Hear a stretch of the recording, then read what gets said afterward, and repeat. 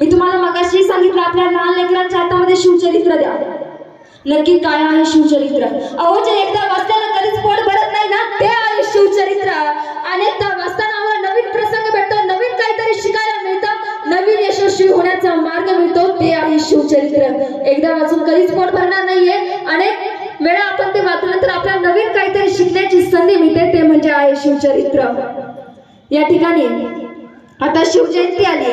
तुम्ही पाहिलं असेल शिवजयंती आली की आपल्या शिवभक्त जागे होतात. या ठिकाणी व्हॉट्सअपला डीपी चेंज करतात, इन्स्टाला प्रोफाईल चेंज करतात, एफबीला प्रोफाईल चेंज करतात आणि काय म्हणतात, एकाने मला पाठवलं शिवजयंती घराघरात, एकाने ते इन्स्टाला टॅग लावलेलं शिवजयंती घराघरात शिव विचार मना मनात, शिवजयंती घराघरात शिव विचार मना मनात.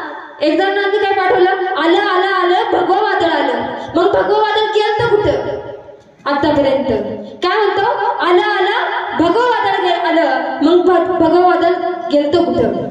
एक जण तर काय म्हणतो, किती पवित्र दिन उगवला आणि या सोनियाच्या दिनू 19 फेब्रुवारी 1630 रोजी किल्ले शिवनेरीवर बाळराजेंचा जन्म झाला.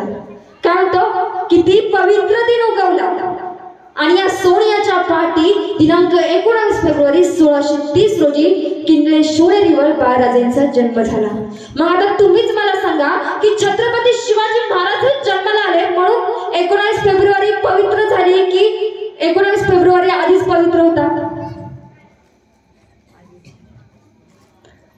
19 फेब्रुवारी 1630 हा दिवस आधीच पवित्र होता की छत्रपती शिवाजी महाराजांनी जन्म घेतला म्हणून तो पवित्र झाला?